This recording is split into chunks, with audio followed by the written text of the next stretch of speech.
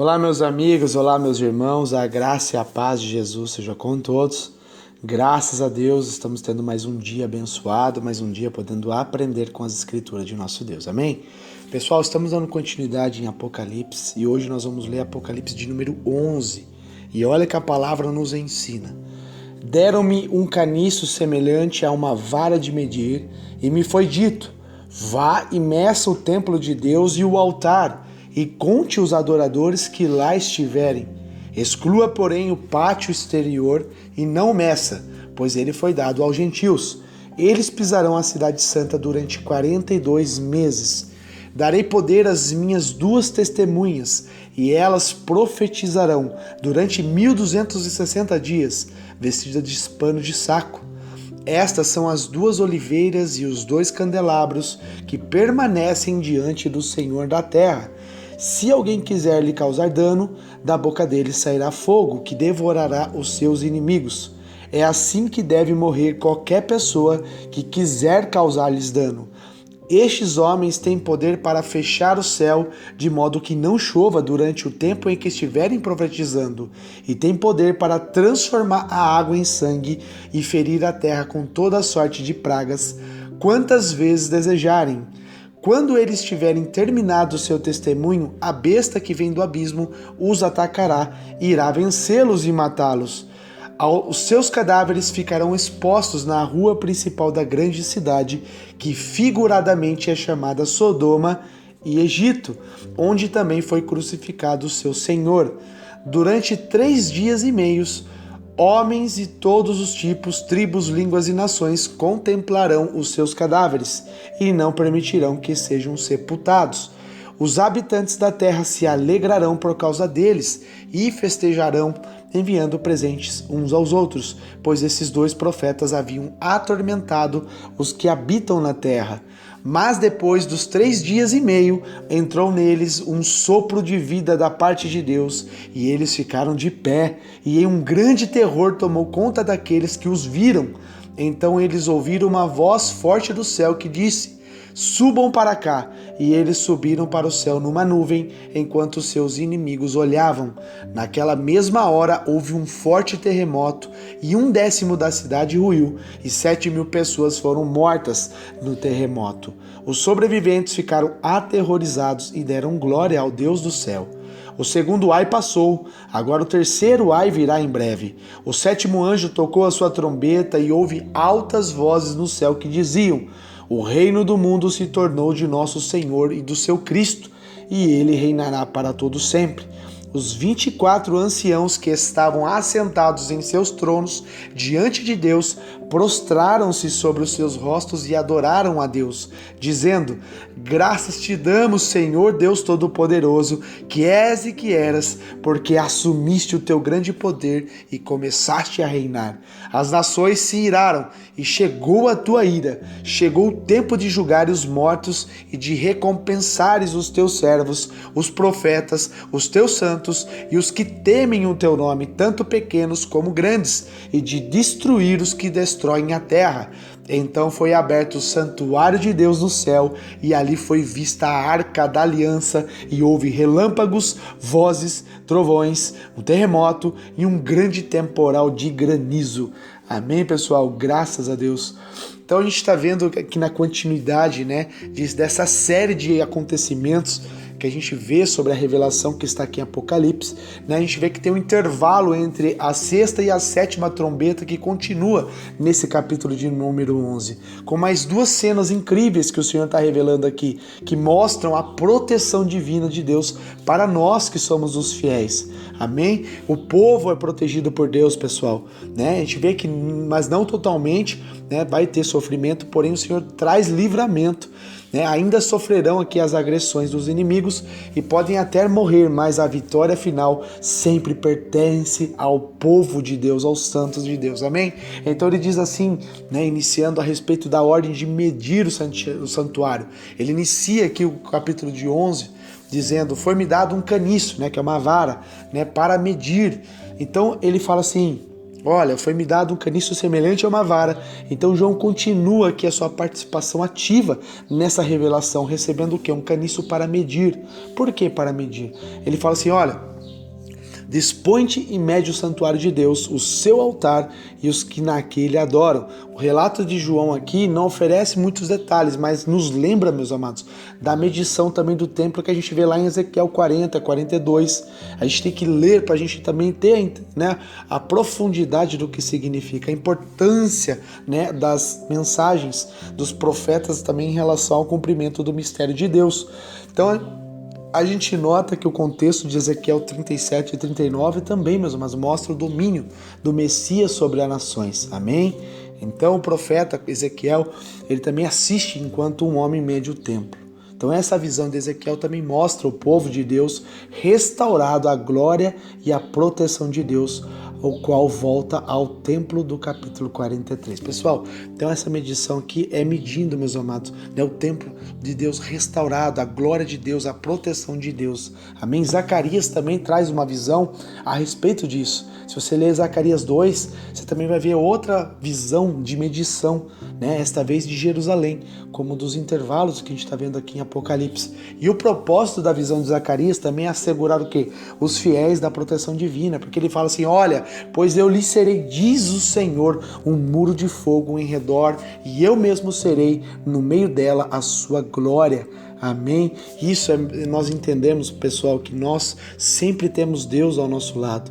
Deus, ele resguarda os seus fiéis. Deus sempre vai estar nos protegendo como muros, né, de todas as coisas terríveis que há de acontecer. Amém? Sempre tem escape, sempre tem livramento, sempre tem vitória para aqueles que estão em Cristo. Amém? Então a gente vê que ao ouvir a ordem para medir o santuário, João e nós que somos os leitores, sem dúvida, pessoal, nós lembraremos dessas passagens proféticas e do consolo, né, que a palavra de Deus nos oferece. Amém? Apocalipse, pessoal, não é para aterrorizar o povo de Deus, pelo contrário, é para nos trazer conforto, para nos trazer essa esperança, esse consolo de que o Senhor está preparando tudo isso, meus amados. Lógico que vai castigar os ímpios, porém vai trazer a vitória eterna para os teus filhos, para aqueles que estão aliançados com Cristo. Amém? E nós, de fato, pessoal, iremos viver o melhor dessa terra. O melhor dessa terra que o Senhor diz, mas não é esse tempo provisório que nós estamos vivendo, por mais que tem coisas boas, mas não é isso. O Senhor sempre enfatiza sobre o futuro, o melhor da terra que há de descer, a nova Jerusalém, que é, de fato, aquilo é o melhor, é o sobrenatural de Deus nas nossas vidas. Amém? Então, pessoal, vamos lá. O santuário de Deus no Novo Testamento é o povo do Senhor. E num texto que fala sobre a edificação da igreja, Paulo diz também que os discípulos de Cristo são o santuário de Deus. Se você ler 1 Coríntios, né, 3, de número 16 ao 17, você vê que ele fala, olha, vocês não sabem que são o santuário de Deus e que o Espírito de Deus habita em vocês? Se alguém destruir o santuário de Deus, Deus o destruirá, pois o santuário de Deus, que são vocês, é sagrado. Ou seja, pessoal, nós temos que guardar a nossa vida, né? Nós temos uma responsabilidade a ser cumprida aqui na terra, o que? Guardar o santuário de Deus, que somos nós. Amém? Temos que ter uma vida de integridade, uma vida de santidade para que Cristo habite dentro de nós. Caso contrário, um templo sujo, um templo pecaminoso, não é condutor do Espírito Santo de Deus. Não pode, meus amados, carregar o Espírito de Deus, porque é uma divisão muito grande entre santidade e pecado. É um abismo, né? O Senhor não se comunica assim literalmente com a pessoa que está vivendo em pecado.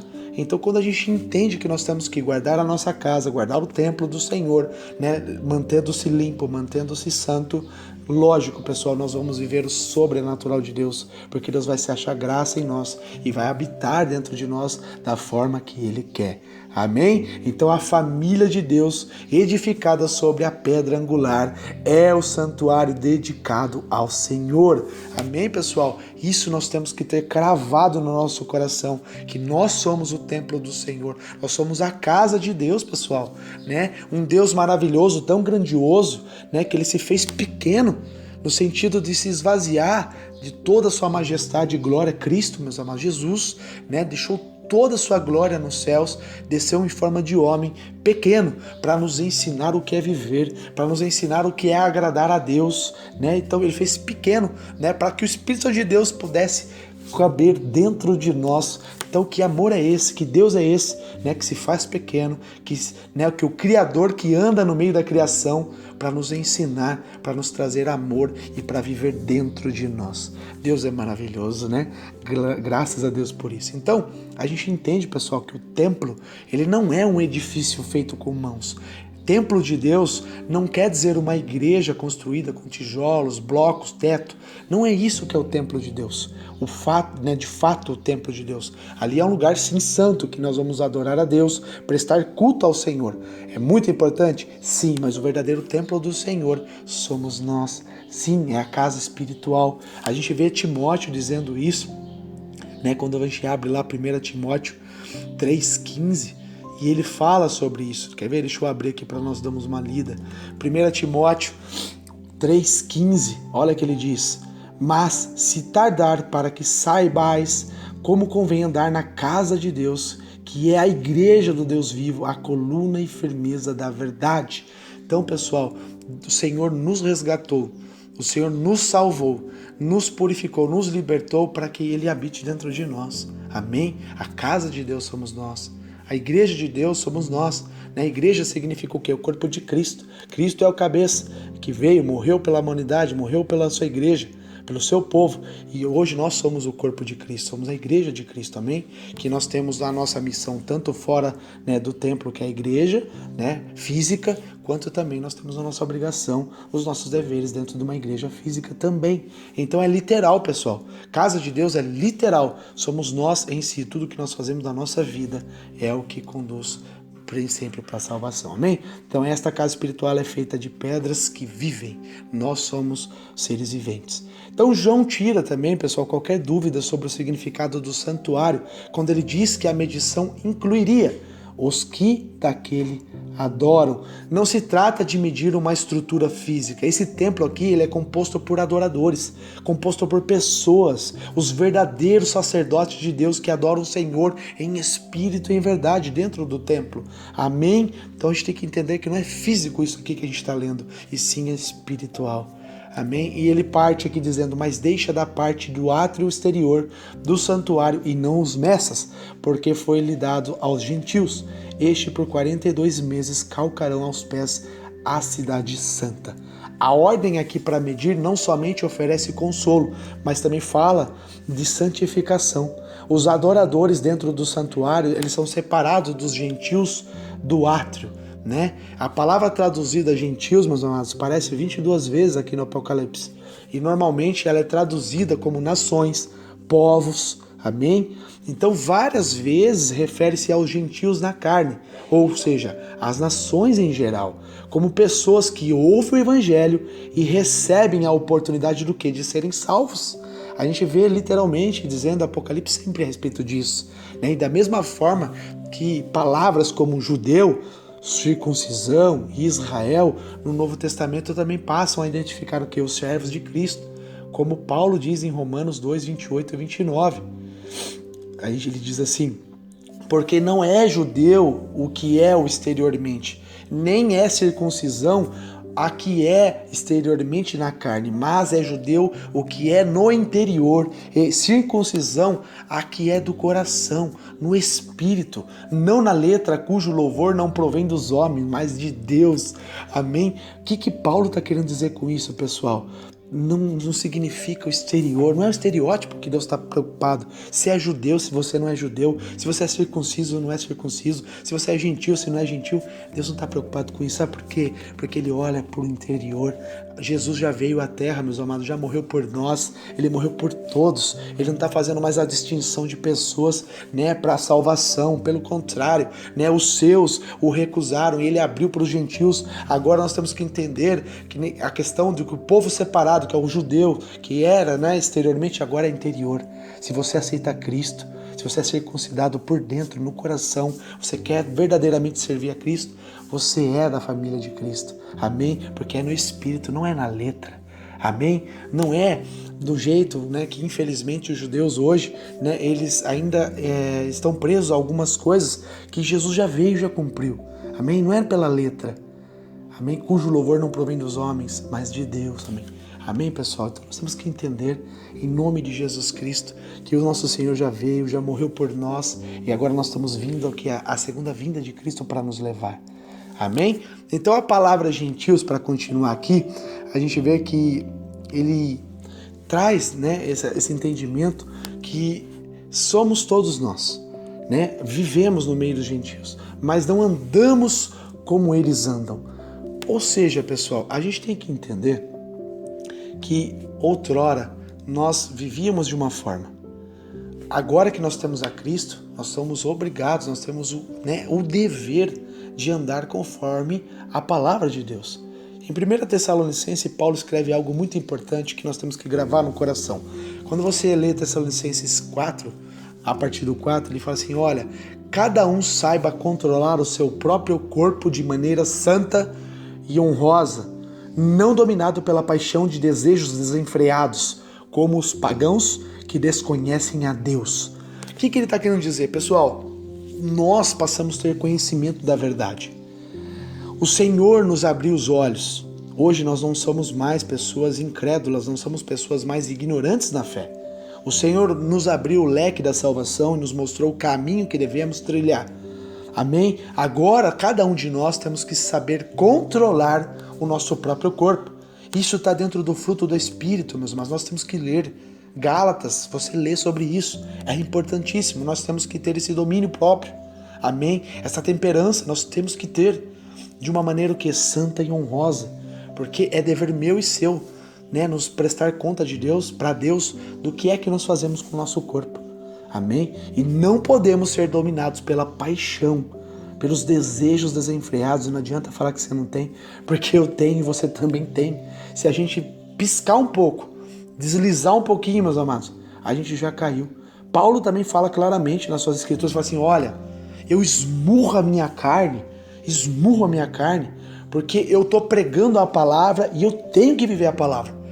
Porque se eu prego a palavra e daqui a pouco eu escorregar e ser reprovado, isso é terrível.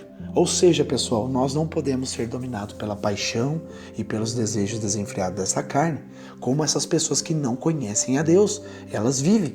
Amém? Então eu fui salvo para salvar e você foi salvo para salvar. E a nossa vida, pessoal, a nossa vida é um testemunho vivo.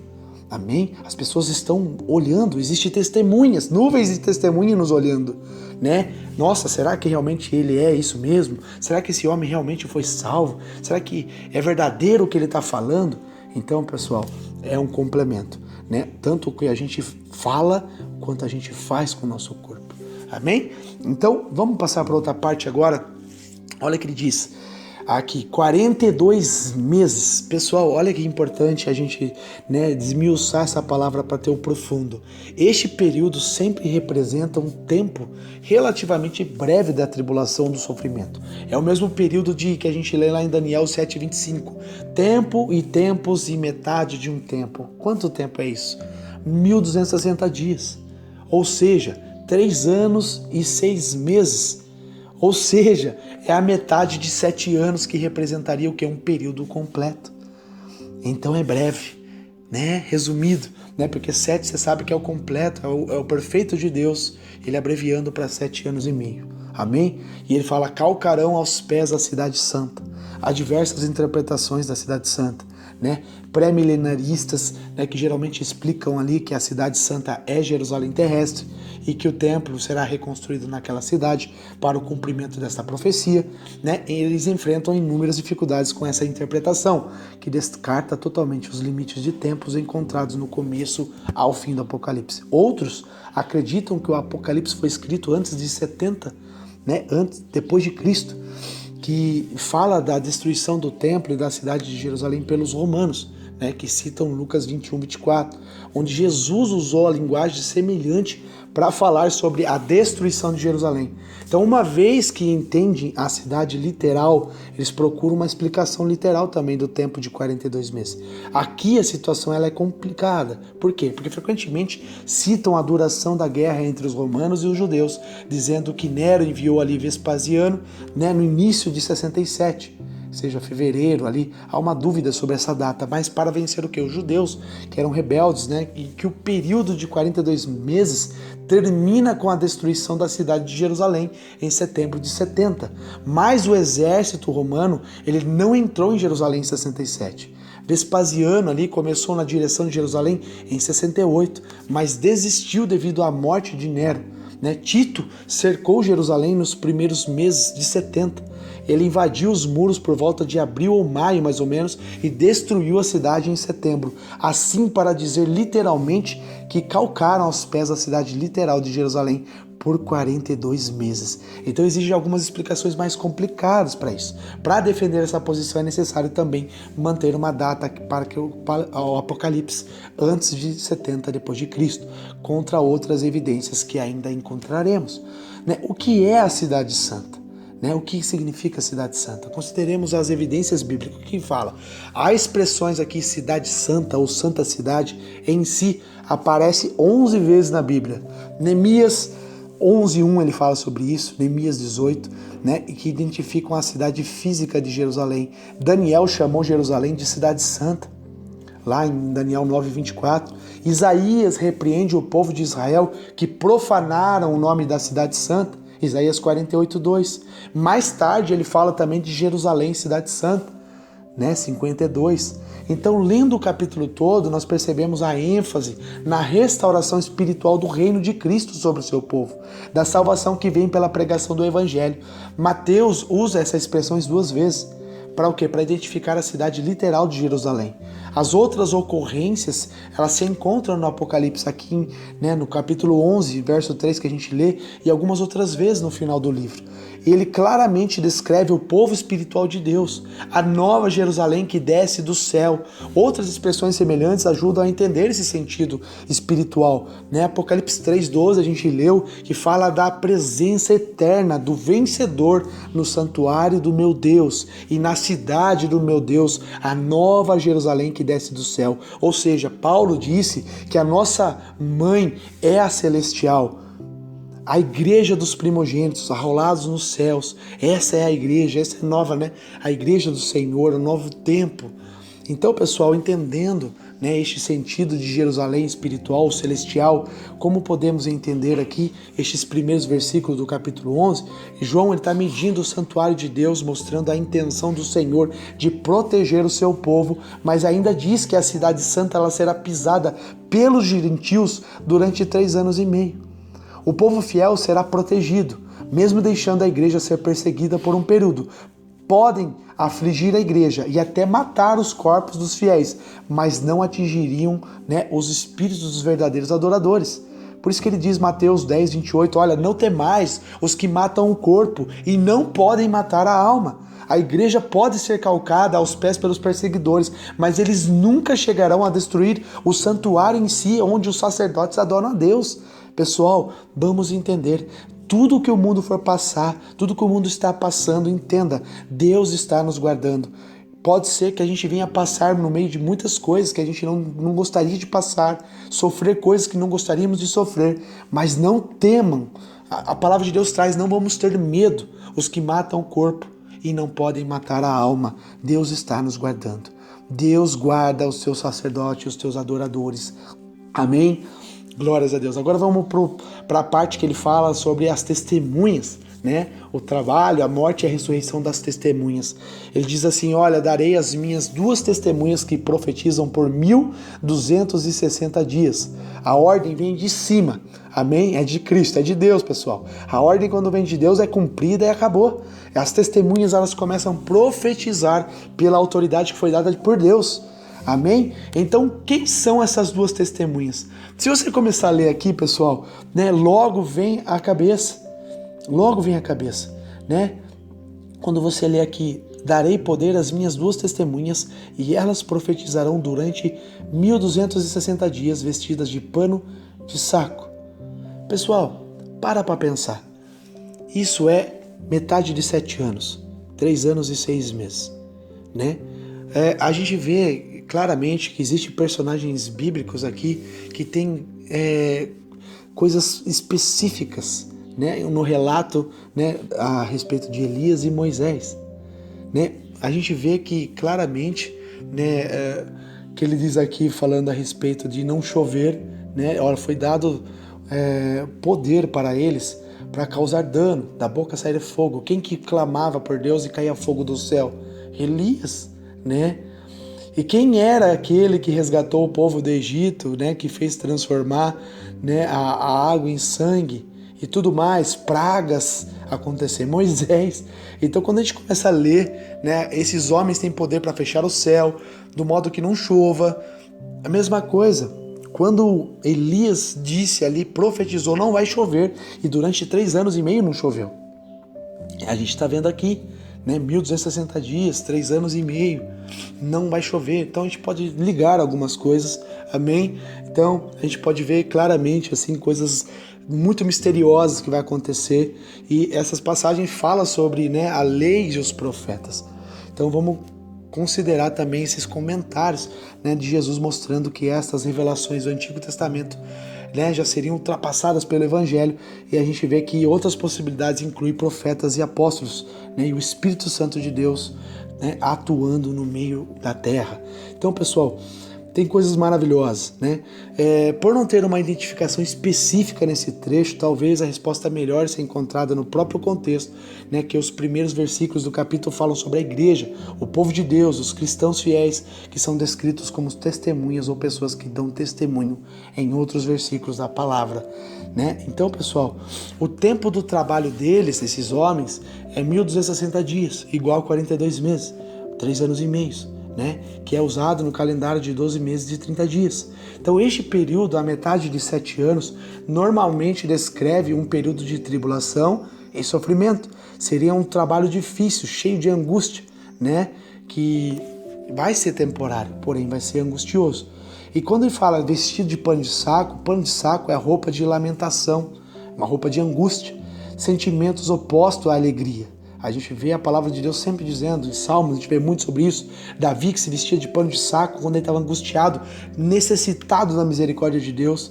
Ezequiel e Joel também faz o mesmo. Então Jacó, ele mesmo se vestiu de pano de saco quando ele lamentou a suposta morte de José, lá em Gênesis 37. Quando Acabe ouviu a condenação de sua casa, ele se lamentou ali em pano de saco também. É um gesto de angústia e humildade. O pano de saco acompanha o arrependimento em várias outras citações bíblicas. Ezequias também se vestiu de pano de saco quando buscou a libertação de Jerusalém diante da ameaça assíria.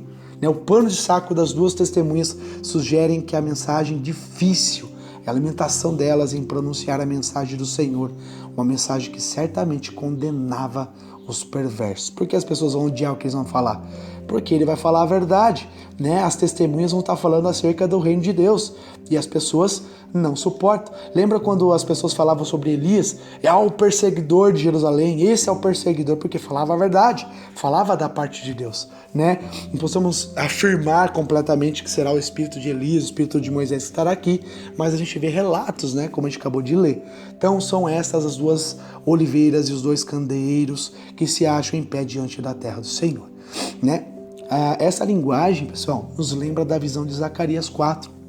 É importante você ler esse capítulo 4 de Zacarias, que as duas oliveiras que alimentavam de azeite e candelabro são identificados como os dois ungidos que assistem junto ao Senhor de toda a terra. No Velho Testamento, os sacerdotes e reis, eles foram ungidos.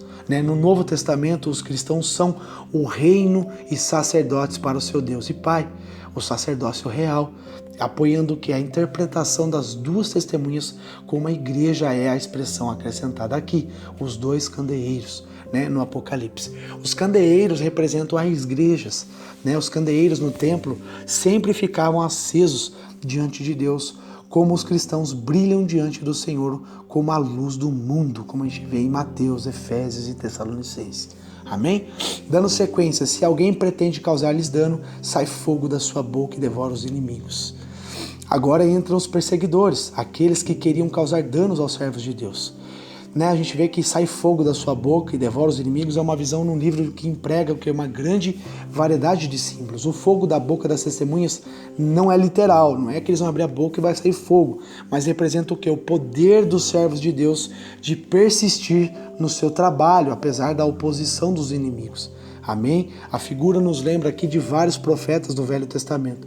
Moisés e Arão, que enfrentaram seus adversários no Egito, né, com uma série de pragas devastadoras. Quando Acasias, também rei de Israel, tentou prender Elias, que fogo desceu do céu e consumiu os soldados. Lembra que eu falei um pouquinho mais para trás? Os servos de Nabucodonosor, que tentaram matar os amigos de Daniel, que foram consumidos pelo fogo da fornalha, né, mas o fogo não consumiu eles. Deus deu vitória a eles, né, nem cheiro de fumaça eles tiveram. Então, a gente vê, meus amados, que sabemos que a perseguição começou pouco tempo depois do início da igreja. Né? Alguns discípulos foram presos, alguns morreram, né? Como Estevão, que a gente vê em Atos, Tiago, Atos, sempre falando a respeito dos mártires, mas o trabalho da divulgação do evangelho continuou praticamente sem empecilho. E a palavra circulou pelo mundo inteiro nas primeiras 3 décadas, como a gente vê em Colossenses. Amém?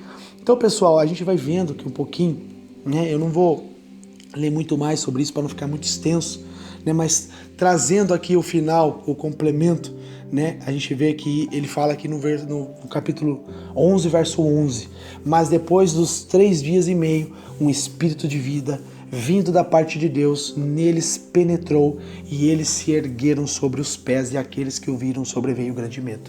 Depois dos 3 dias e meio, meus amados, né, um espírito de vida da parte de Deus, né, entrou dentro daqueles 2 homens, 2 testemunhas que foram mortos. Né, foram 3 anos e meio de profecia e 3 dias e meio de falsa vitória dos ímpios, antes da vitória real das testemunhas de Deus. O Senhor manda um espírito de vida, pois Ele é a verdadeira e única fonte de vida. Um tema constante nas Escrituras é o contraste aqui entre a vida e a morte. Né? A vida é sempre ligada a Deus e a morte é sempre ligada ao pecado. A palavra vida aparece mais no livro de João do que nos escritos de qualquer autor do Novo Testamento. João sempre emprega esta palavra com, né, um rico significado espiritual a partir do prólogo de seu evangelho. A vida estava nele e a vida era a luz dos homens. João 1,4. A vida própria é uma qualidade divina. Porque ele fala assim, porque assim como o Pai tem vida em si mesmo, também concedeu ao Filho ter vida em si mesmo. João 5,26. Jesus oferece a vida aos homens dizendo: eu sou o pão vivo da vida, eu sou o pão da vida. Eu sou o pão vivo que desceu do céu, né? Oferecendo também água viva. Então ele acrescenta: eu lhes dou a vida eterna, João 10,28. E eu sou a ressurreição e a vida. Quem crê em mim, ainda que morra, viverá. Resumindo seu papel essencial para a salvação dos homens, ele diz: eu sou o caminho, a verdade e a vida. Ninguém vem ao Pai senão por mim. Não, ninguém vai ao Pai, ninguém vem, porque Cristo, Jesus já está com o Pai. Amém? E a vida eterna, meus amados, isso é a vida eterna. E a vida eterna é esta: que te conheçam a ti, o único Deus, o verdadeiro, e a Jesus Cristo, a quem enviaste. Então, na sua primeira carta, João descreve Jesus como o verbo da vida e identifica como a vida eterna, ao qual estava com o Pai e nos foi manifestada. Sem o Pai e o Filho, a vida se torna impossível. E o testemunho é este, que Deus nos deu a vida eterna, e esta vida está no Filho. Aquele que tem o Filho tem a vida, e aquele que não tem o Filho de Deus não tem a vida. Então, isso é entender o que é a vida. A vida é Deus, a vida é Cristo. Amém? Paulo desenvolveu o mesmo tema em diversos comentários nas suas cartas, que ele diz: olha, a vossa vida está oculta juntamente com Cristo, em Deus. Quando Cristo, que é a nossa vida, se manifestar, então vós também sereis manifestado com Ele em glória. Né? Ele disse que Jesus não só destruiu a morte, mas também trouxe o que é a luz e a vida e a imortalidade mediante o Evangelho. Evangelho é a palavra de Deus. Evangelho, meus amados, não é uma religião. O Evangelho é as boas novas que Cristo trouxe da parte de Deus. Amém? Isso é do original, isso é literal. Então a vida vem de Deus, e neles penetrou, e eles se ergueram sobre os pés. O Espírito de vida enviado por Deus ressuscitou as testemunhas. A vitória da besta e dos perversos, né, que mataram as testemunhas lá, que acharam que tinha vencido, eles foram derrotados mais uma vez. Amém? A vitória da besta e dos perversos acabou. Que conforto aos discípulos do Senhor na Ásia ou em outros lugares onde a perseguição ameaçava matá-los. poderiam até morrer, mas a morte não teria a vitória final sobre os fiéis de Deus, amém? Eles são os vencedores, nós somos os vencedores. Este versículo aqui serve para encorajar os servos de Deus em qualquer época da humanidade, inclusive no momento que nós estamos vivendo hoje, né? Enfrentando qualquer ameaça do inimigo, né? Podemos sofrer, podemos até morrer, mas no final, meus irmãos, nós ficaremos de pé, vitoriosos, como aquelas testemunhas ficaram também, amém?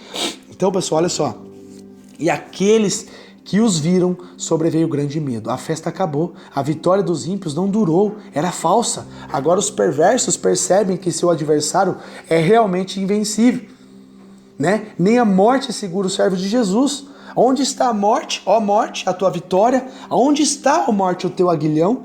Graças a Deus que nos dá a vitória por intermédio de nosso Senhor Jesus Cristo. Paulo diz isso aos Coríntios.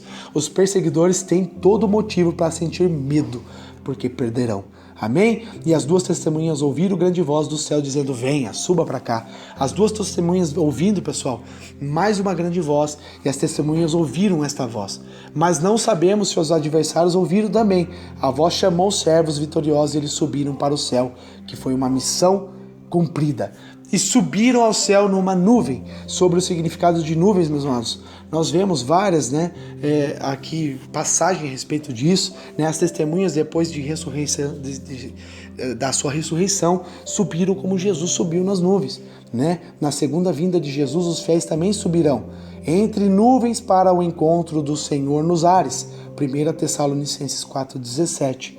E os seus inimigos as contemplaram, aliás, né? Que cena triste para os inimigos de Deus, né? As testemunhas não contidas pela morte agora, né, somem de vez. A besta que surgiu do abismo e parecia tão forte se mostra incapaz de vencer os servos de Deus. O resto do livro mostrará, meus amados, com mais detalhes, essa certeza da vitória dos fiéis sobre os seus adversários ímpios, né? João diz, porque todo o que é nascido de Deus vence o mundo.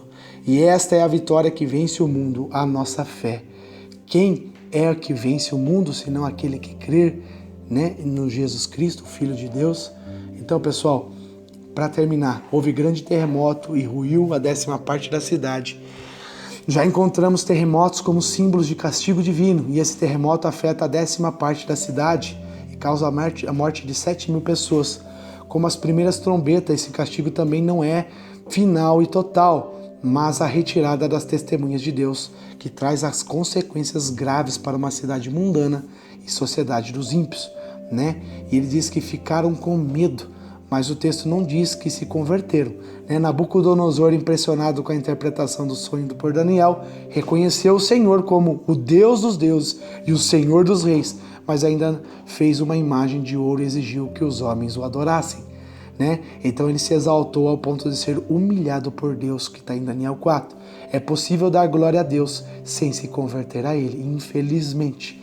Conclusão de tudo isso: antes de completar a série de 7 trombetas, Deus frisou vários fatos importantes nas cenas do intervalo. Além dos pontos observados aqui, meus amados, observemos mais esses fatos como, primeiro, Deus identifica, Ele mede, Ele protege o seu povo. Mas ao mesmo tempo, em segundo, ele deixa os ímpios pisar, perseguir, até matar os seus servos. Porque em terceiro, no final, os fiéis terão a vitória e os perversos serão totalmente derrotados. E na próxima, nós vamos entender, né? Ouviremos a 7ª trombeta. Se as primeiras 6 já demonstram o poder de Deus por meio de castigos severos, podemos imaginar o que vem pela frente. Amém, pessoal? Um pouquinho resumido do que a gente está lendo, né, a respeito de Apocalipse 11. É muito complexo, né? Tem muitos símbolos. Se a gente for parar símbolo por símbolo aqui, a gente fica muito tempo falando. Então, pessoal, estudemos a palavra, vamos buscar o conhecimento. Deus, né, usou homens e mulheres, né, com sabedoria, está nos usando também para a gente ler e conseguir interpretar, entender, meus amados, né, decifrar o que há de acontecer, para que a gente guarde a nossa casa e mantenhamos firmes no Senhor. Amém? Que Deus te abençoe. Fique na graça e na paz de Jesus Cristo.